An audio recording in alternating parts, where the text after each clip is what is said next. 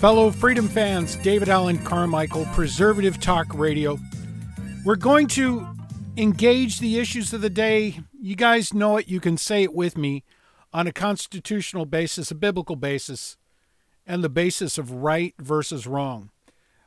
I've got something. This is a huge story that is not being shared in America. All the legal commentors, the Steve Latos, the Viva Fry, David, is it Frey? The Robert Barnes, the Larry Beecrafts of the world, they're not mentioning something. The Alan Dershowitz of the world are not mentioning it. You're hearing it first here on Preservative Talk Radio. There's this huge danger to especially Christians in this country happening right now, and it's actually coming out of the U.S. Supreme Court. So your favorite, you're so excited about these Trump people that he's put into the Supreme Court. You're very excited about it. And it turns out last few years, what they've done is taken away your ability to protect yourself when you're out obeying God and obeying man. And you happen, because of your God and man obedience, you happen to be coming up against an evil power that hates you, that hates your worldview, hates your biblical worldview, and they're going to use the power of the sword, the power of the gun, the power of the thug tactic to shut you up. And one way to shut you up is to send, I guess, what is it, 87 billion? Let's just, in the new, or is it 87 bazillion million? I don't know what they're going to do. 1,000 IRS agents with guns in your direction. Maybe pick you up and slam your face into the wall. How about kick in your door and do an unlawful search and seizure, and there's nothing you can do about it? That those with an evil heart will understand, and the word's going to get out, that they'll know that as long as they're a United States officer rather than a state officer, that they're free to do anything they want, and there's no ramification to them personally if it's a United States officer. So here on Preservative Talk Radio, I'm going to expose this situation to you that I've just discovered. And I call it Bivens is a bust. So hang on, pay attention. You're getting a lesson in law, and I'm going to tell you why this lesson in law is important. If you're in a situation where you say, well, I'm going to obey God, and if they take me to the cross and put me on the cross, it happened to Peter. It happened to all these guys. Well, just stop. Remember Proud to Be American because at least I think I'm free song? Remember that? Remember the kind of thing you sing at the ballpark? One nation under God with liberty and justice for all, right? And singing the national anthem. You're singing Land of the Free and Home of the Brave. That's what you've been confessing. Hundreds of millions of Americans have been confessing that. It's time to put up rather than shut up. So you've heard the term put up or shut up. I don't want you to shut up. I want you to put up. I want your put up to be to exceed your rhetoric, to exceed your lip service. Don't just say I have faith. Show me it by your works. That's what I'm calling you to do. Now, so I'm going to give you a little clue about what is this danger thing. So this is going to be on YouTube. I'm actually doing a video here so that people can see this on YouTube. And it's going to be a little bit brain challenging. You're actually going to be burning calories. You don't have to go for your run today. You can just listen and think and be burning calories like crazy. It's not so much good for your cardiovascular, but you're going to burn calories if you tune in today. So what I'm going to do is I'm going to tell you what I've discovered. I've been watching oral arguments from the Ninth Circuit courts of appeals in Seattle, Pasadena, San Francisco, wherever else. and they've been online. You can watch it live, and sometimes I'll watch it live. Sometimes I'll go and see whatever's been going on the last couple of days. And the reason I'm doing it is because I'm in the middle of a lawsuit. I'm suing the United States, and I'm suing people who have blatantly and in giggling while they do it, have been flaunting the fact that they're ignoring the U.S. Constitution, that they're using the power of a government to strip not just my rights, they're stealing my rights. Oh my gosh, no. They're taking the power of the sword and doing that, which is the exact opposite of what their job is. What it is they're paid to do, they're doing the opposite. And they're doing it gleefully to my injury and injury of other people. So what do you do about it? So you can, after it's going on 4 years now. It'll be 4 years in July. After 4 years in July, they've done some paperwork to kind of make it look like, oh, we're not going to misbehave like we did with Mr. Carmichael and his friends. We're just not going to misbehave anymore. So no harm, no foul. Since we're not going to sin in the future, you can't hold us accountable for what we've done in the past. That's what's beginning to happen. And because of the last 2, maybe 3 years, Supreme Court cases, that the Supreme Court has basically said, we are not going to actually protect anybody in their constitutional rights until Congress tells us to do so. And they're doing it in the name of separation of powers. Well, it's the job of the Congress to write laws, and we're not supposed to be making up claims of action or, causes of action and things like that. Stop. It's got to be a spiritual stupor, because, and I'll have to explain what's going on. But in this, it's, that's the thing with lawyers and stuff and law stuff, is sometimes it gets complicated for let's say the common man. So what I'm going to do, let's just, step back. I'm going to give you an example. I'm going to tell you about a case. So there's this case it's Egbert versus Boulay. And it's a wonderful story. There's a man, Boulay, and he had a tag on his car that says smuggler. And he was a FBI informant. So, he's getting paid by the FBI to help people violate the law. And then he will inform to the FBI about these people. And the FBI will swoop in and charge them with crimes. Now, how does Boulay do this? He lives on the Canada border. A last town on Interstate 5 heading for Canada. And he has, they call it the Smuggler's Inn. The government calls it the Smuggler's Inn. He's just got a house right near the border. His property is adjacent to the border.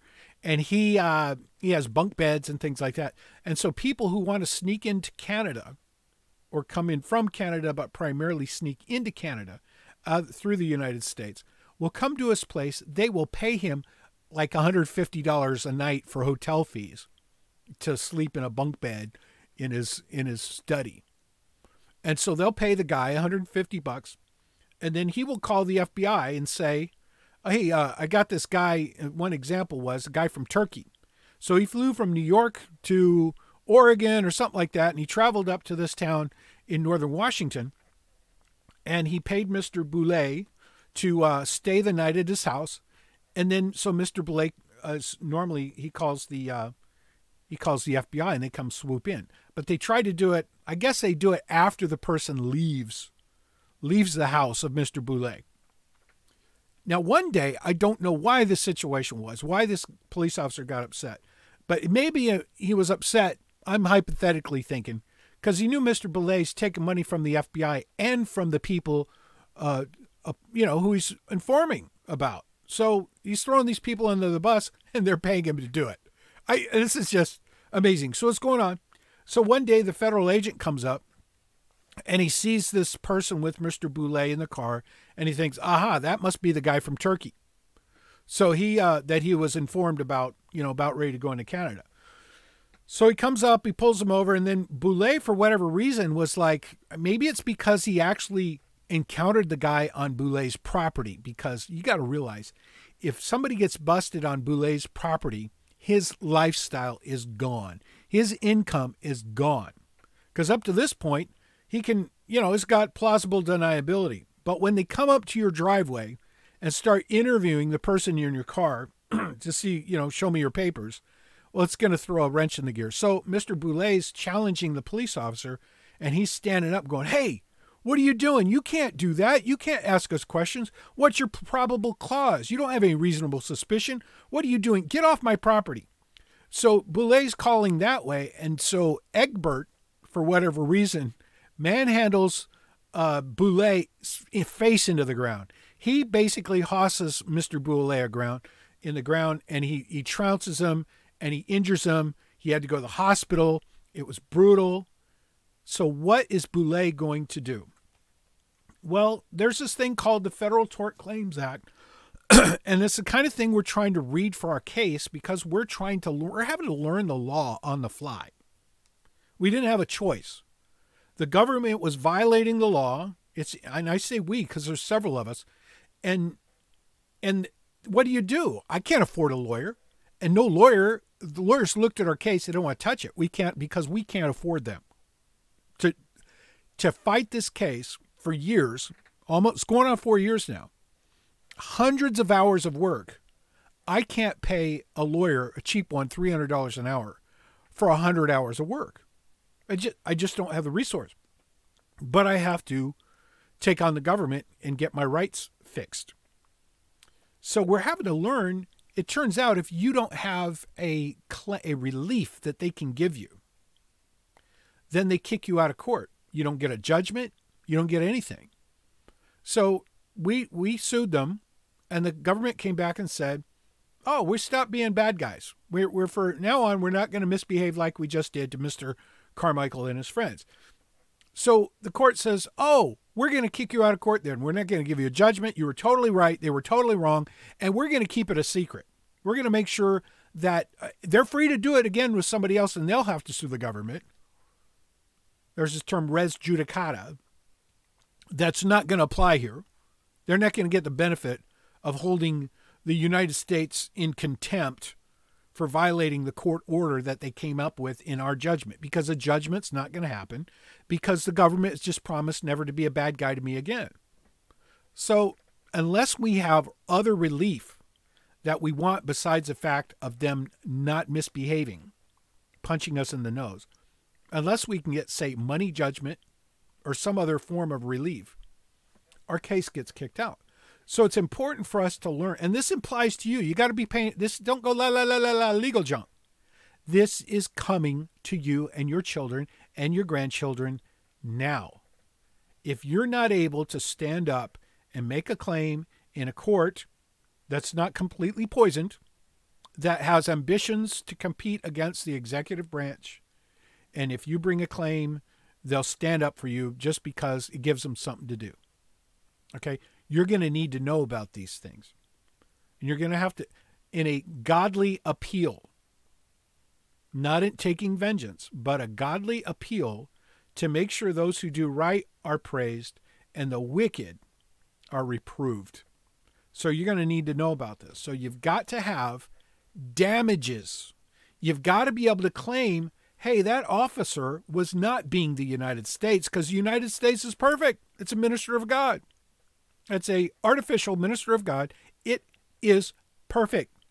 But the officer was violating the Constitution. So the officer is personally accountable, so I could sue him for $100 if he punches me in the nose. I can sue him for my medical relief, my medical bills. I can sue him for pain and suffering. I can sue him because he wasn't the United States. He was just acting like it and getting paid by the United States. Well, what's happened, the Supreme Court saying, oh, by the way, if it's a United States officer, you're out of luck. You can't sue them. So we're going to come back and tell you why that's significant. Actually reading from the Supreme Court case. So my video audience, as I'm live, I should put up a little thing that says, watch this. Let me see if I get a little sign that comes up and says, watch this. Be right back.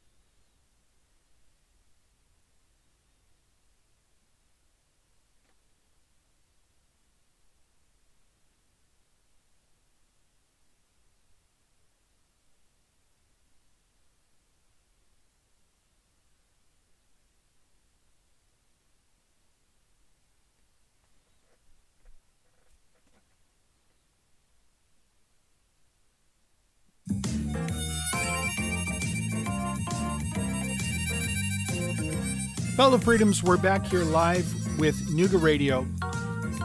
Starting a series. It's gonna have to be a series. This is huge. No, but I didn't know about this. I didn't know about what's going on. And I'm just doing study and I'm discovering we're hosed, folks. You've got a situation happening right now that the U.S. Supreme Court has come up with an idea that if anybody with a badge on or anybody who's getting paid by the United States is an officer of the United States comes up and in their capacity as an officer of the United States violates the Fourth Amendment, search and seizure, due process violation, cruel and unusual punishment, the Eighth Amendment, First Amendment stops your speech, stops your redress, stops your practice of religion, your free exercise, any of those things that come in and you get trounced. You cannot sue a person. They're basically every wicked, powerful officer with a gun. According to the United States Supreme Court recently, and now I'm observing U.S. courts of appeals because of what the Supreme Court has said, is basically turning down people's cases. And now every district court is saying, okay, so the police officer punched you in the nose. Is he doing it anymore? No. Do you have anything to show? You have any evidence to show this police officer going to come and punch you in the nose again? No. I'm still in pain and I have blood coming out of my nose and it's ruined my shirt. I got doctor bills and that guy ought to pay for it. In fact, I'm in so much pain and suffering. I've missed days of work. I can't even think straight. In fact, it's damaged my brain. It's changed my personality. There's all kinds of things that could go wrong when people start bashing in your head, maybe stomping on your head, and they happen to be doing it while getting a paycheck from the United States as a United States officer. Under the rubric of the current mentality of the current United States Supreme Court, you're out of luck, Chuck. You can't sue that person now who's acting under the color of law. And it's a great evil. A few years back, I think it was 1971, it was 71, trying to think what the date on this. It's a case that I'm only learning about right now because we're suing the United States. We've had officers just blatantly violate the statutes, violate the Constitution. And so we've got to find out what words are we supposed to say. We kind of mention the stuff in our complaint, but obviously we're learning on the fly. We're learning law school on the fly as we're drafting complaints, drafting pleadings, and debating, and trying to study and figure out what are the magic words we got to use in a courtroom. And so recently, I've heard this term Bivens in the past. I didn't know what it was about. Well, now I know what it's about. It's about a case where a U.S. officer was sued personally because he did an unlawful search and seizure and a whole bunch of other things to this guy, Mr. Bivens. And so Mr. Bivens said, hey, I don't have any remedy in any other way. I don't have like an administrative process. I don't have any way to get recovery from this violation, this personal injury from the United States officer, unless I sue him in a United States court. Because that's its jurisdiction. It's a United States officer. It's offense in the United States, and I need relief. So under, I think it's Title 28, Section 1331, and I'll read it. It's real simple. It's like a one-liner. You can go to the United States District Court to sue somebody. It's got to be a violation of the law or the laws of the United States or whatever. So we'll talk about that. And I'm actually having a quote from Article 3 of the Constitution. So you'll be able to connect the dots and go, oh, they've created courts to do the following thing. Okay, good. Congress gave jurisdiction to certain courts of the United States. Okay, it'll be the district court.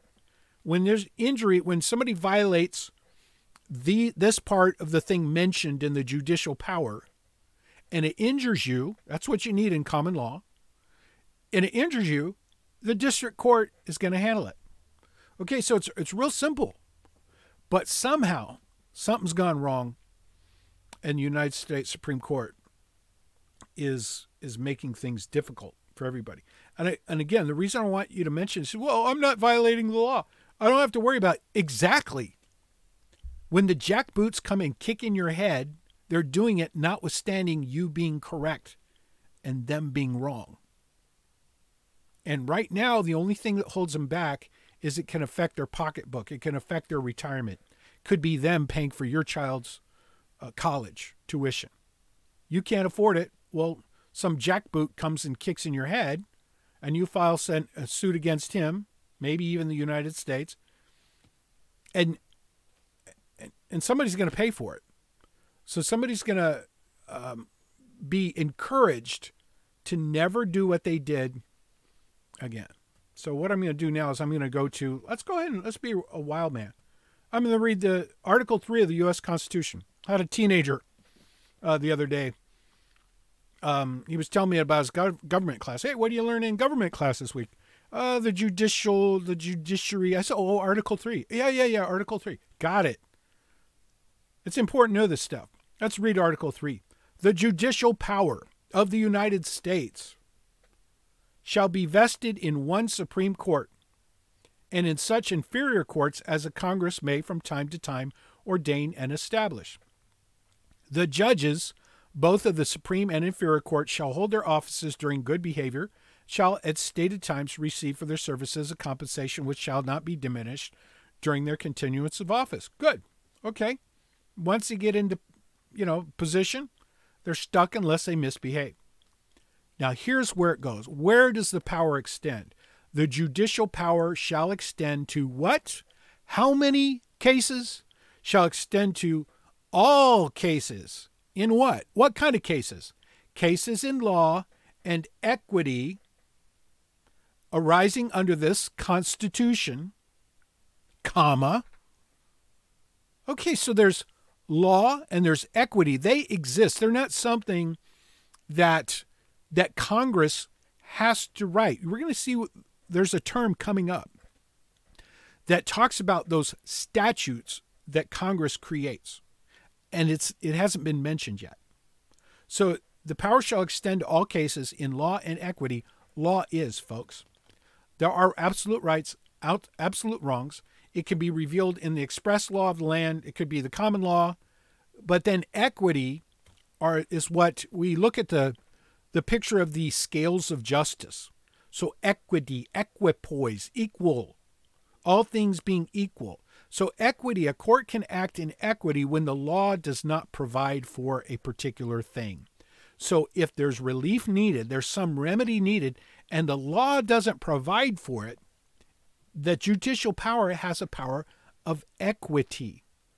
So that means you can say, listen, I need relief, I need redress. First Amendment protects my right to redress. There is none available. I've got an injury. It's a wrong. It violated the law. And I need to be made whole. I need complete relief. I need the scales of justice to balance. The court has the power to do that, whether or not there's a statute. So it says, to extend all cases of law and equity arising under this Constitution, comma, let's hear what's next. The laws of the United States, comma, and treaties made, so we'll get to the rest of it. But so there's a difference. Now we're talking secondarily. If there's somebody violates the laws of the United States, if Congress writes a law that says it's called mala prohibita, in other words, we're going to prohibit something. In nature, it's not a wrong per se, but we're going to write a statute that says in our society, in our civil society, among the neighbors, this conduct is going to be held as unlawful. That's a law of the United States. So that their power is already extended in law and equity, already there, arising under this Constitution, and the laws of the United States, acts of Congress, and treaties made or which shall be made under their authority, to all cases affecting ambassadors or other public ministers and consuls, to all cases of admiralty and maritime jurisdiction. Now, we can go about, there's people saying, oh, it's all admiralty and maritime. Yeah, some of the stuff that's going on in the court is, but not all of it. You have to go in under the proper context, and hopefully they'll be, acting as a minister of God for good in law and equity, and you're not just merely stuck under some artificial law, admiralty and maritime jurisdiction. It also addresses the controversies to which the United States shall be a party. We sued the United States. The United States is a party in our case. To controversies between two or more states, between a state and citizens of another state, between citizens of different states, between citizens of the same state claiming lands under grants of different states, and between a state or the citizens thereof and foreign state citizens or subjects. So that it gets into details, but the important thing is, up front, is they have power in law and equity. Law and equity is higher than the acts of Congress. They exist as a matter of nature. So what I'm going to have to do is explain that there's this act by the Supreme Court recently that has, let's say in the last 40, 50 years or whatever, has said, hey, if a United States officer comes and beats you up, you can sue them in a United States court.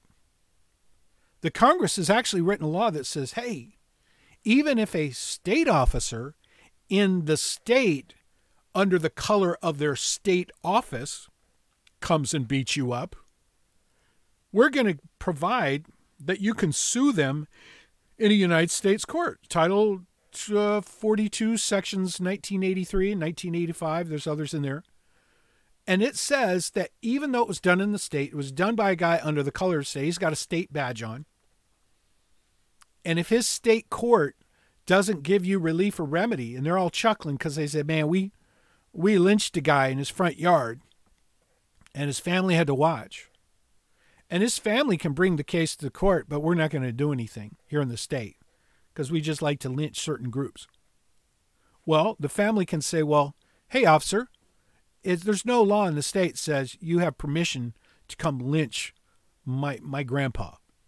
So we're going to sue you for wrongful death, you lyncher, and you're going to pay us $1 million. And if you don't pay us $1 million, you're going to be in contempt of court and you are going to jail, even though nobody will prosecute the lynching.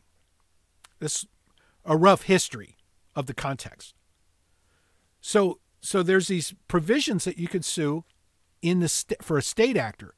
But the Supreme Court has said recently, no, if it's a United States officer, we're waiting for Congress to write a statute so that somebody can sue the officer in a federal court. Now, let me just tell you, I don't know what you think about this, but listen to this one. This is an act of Congress, and it's one sentence. The district court shall have original jurisdiction of all, how many? All civil actions arising under the Constitution, laws, or treaties of the United States. It took the, let's say so a lot of times if you look at the Constitution, say, well, it says it in the Constitution, but Congress hadn't done anything about it. There's some things that are just plain self-executing. But hence, to relieve all doubt, Congress drafted a statute, and it says, the district court shall have original jurisdiction of all civil actions that's suing somebody, whether it's the government or a government actor who's personally liable for their conduct. The district court shall have original jurisdiction of all civil actions arising under the Constitution, laws, or treaties of the United States. And that was effectively, I was reading this case that happened, let me see how many years ago. Oh, we got to come back. So I want you to stick with me. This is not easy. I can't be just entertaining all the time. I have to be edifying. And I have to warn you, this is like a public service announcement. Danger, danger, Bivens is a bust.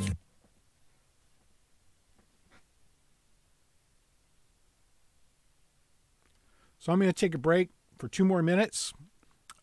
2 minutes.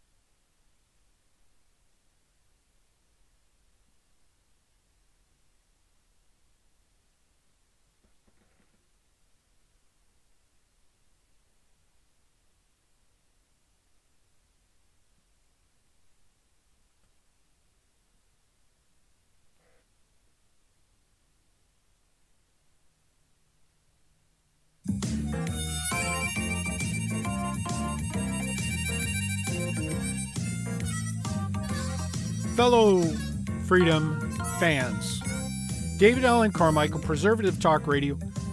Our radio broadcast is the Nuga, got a cough, radio network. I came into this Preservative Talk Radio with a ministry motive, not entertainment motive, not contention motive, not to promote a party motive, but historically in my Preservative Talk Radio and what came before that was a Faith and Freedom show, is I held government actors accountable on the air, interviewing lawmakers and say, well, why did you vote no for that statute? And then all of a sudden, and say, well, how did the statute come about? And all of a sudden, somebody got exposed. Some high government official got exposed, and everybody now knows that they're not the angel that their particular party had promoted them to be. Now, it wasn't my mission or desire to throw the person under the bus, but my desire, my mission is to throw the mischief under the bus. So we have to avert and check mischief. Every one of us need to. Now, there's some of us who particularly is clear that have been given a call, I believe, of God to be set apart, to actually have the time, the wherewithal, the wit, the situation to be a minister of God for your good, an information minister, and not a propaganda minister, but a real, true fact, knowledge, reality on a constitutional basis for the civic discourse, and on a biblical basis for the moral discourse and civic discourse. And the basis of right versus wrong. Obviously, law of nature. There's laws of nature that make things right and other things wrong. So in this case, what I've been doing is studying law because I have to, in the middle of, as you heard in the former segment, suing the United States because I've been done wrong. And then I discovered, as I'm, entertaining myself, not with video games, but with watching the Ninth Circuit courts of the United States courts arguing law and things like that, and hearing these words, Bivens and Egbert. What is Bivens and Egbert? So I looked it up and found out that we have a crisis. We have a constitutional crisis happening right now. Nobody's telling you about it. I'm starting here. So again, the Shangri-La of Liberty, Chattanooga, is going to be a little Shangri-La of peace and prosperity, because it's very clear that Almighty God has done something to make you the beneficiary of our ministry here at Nooga Radio Network. Something's going on, Chattanooga. So yes, as I said the other day, you're like Hadassah, and perhaps you've been made for such a time as this. So let me do my ministry, and that's to equip you, give you understanding of what's going on. And so I'm actually going to read from a case. I'm kind of scrolling right now on my computer, and I'm going to get to a highlighted area. And so back in, let me scroll up and find out when this was. It was 1971. Bivens versus, now watch this, Bivens versus 6 unknown federal agents. 6 unknown federal agents. Our case right now in the United States District Court is about, I don't know how many federal agents there are. We called them co-conspirators. They basically acted under the guise of the pseudonym Customer Service Department. They're hiding behind that cloak. So this Bivens case looks like, on first glance, is something I need to read. So a little highlighted area I said here, it says, respondents seek to treat the relationship between a citizen and a federal agent unconstitutionally exercising his authority as no different from the relationship between 2 private citizens. So their point is here, the government is trying to defend themselves for having their 6 unknown agents be mean to Mr. Bivens. And they said, well, you shouldn't bring it up in the United States court. He should be able to sue them in the state, see what the state law says. It's just like if Mr. Smith hits Mr. Jones in the nose, Mr. Smith has a claim of action against Mr. Jones in Chattanooga, for instance, and not in the U.S. District Court, but in the municipal court of wherever it is.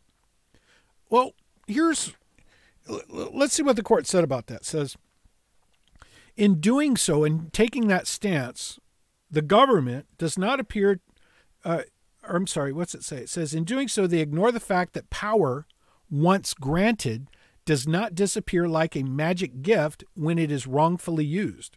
An agent acting, albeit unconstitutionally, in the name of the United States possesses a far greater capacity for harm than an individual trespasser exercising no authority other than his own.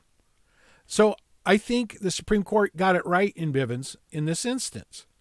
He says, as our case made clear, the Fourth Amendment operates as a limitation upon the exercise of federal power, regardless of whether the state in whose jurisdiction that power is exercised would prohibit or penalize the identical act if engaged by a private citizen.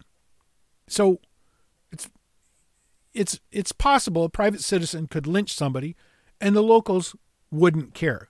They might laugh it off. It guarantees to citizens of the United States the absolute right to be free from unreasonable searches and seizures carried out by virtue of federal authority.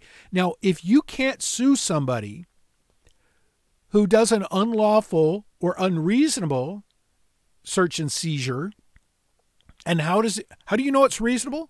You have to prove it by probable cause with an affidavit. You got to be held accountable. Whoever's making the accusation has got to be accountable. That's what makes it to be determinable as reasonable, is probable cause. It guarantees to citizens of the United States the absolute right to be free from unreasonable searches and seizures carried out by virtue of federal authority. And where federally protected rights have been invaded, it has been the rule from the beginning. Okay, so this Bivens can't be new. It has been a rule from the beginning that courts will be alert to adjust their remedies so as to grant the necessary relief. And what's happening right now, the current Supreme Court saying, no, remedies, they're these little things that Congress does. And eventually we'll be talking about Religious Freedom Restoration Act, and explains that it slides in there a remedy, so if they violate your rights of religion, it turns out, it isn't expressly said, but the Supreme Court has at least hinted that you can sue people for injuries under the Religious Freedom Restoration Act. But however, what if the injury isn't due to an offense against religion? What if it's a punch in the nose? What if it's a kick in your door? What is it, kick in your bedroom door? What if it's to seize your automobile and to get a personal benefit as a bonus for seizing your automobile? So look what it says. Where federally protected rights have been invaded, it has been the rule from the beginning, ab initio, that courts will be alert to adjust their remedies so as to grant the necessary relief. Can we just say, you know what that is? It's called equity. So Title 28, Section 1331 says that the district courts shall have original jurisdiction in cases of and controversies of law and equity. Congress has given the courts the power, and the Supreme Court right now is getting it wrong. They're connecting their own judicial dots without looking at the Constitution first, Article 3, Section 2, looking at the statute, 28 United States Code, Section 1331, and then going, oh, we've got power, and the Congress is not inhibiting us at all. They didn't say, oh, you have original power, except you've got to let police officers, because they have a badge on, feel free to punch people in the nose, because we don't want to make officers hesitant to use power. That's not what Congress said. They said, courts, you have original jurisdiction in cases of law and equity and violations of the laws of the United States, those acts of Congress. You've got the power. So what's happening right now, and I'm bringing it up, I've not heard anybody say this. I'm tuning into commenters, lawyers, legal analysts, and I've not heard this. Now, I heard Robert Barnes say, he kind of, without telling you the details, says, well, the courts have created this sovereign immunity, and, they're kind of making it up as they go. And so I heard him say that. And of course, I thought, well, I'd love to hear him actually do a seminar on that. I haven't had that opportunity. But I'm bringing it up here because it actually is affecting me.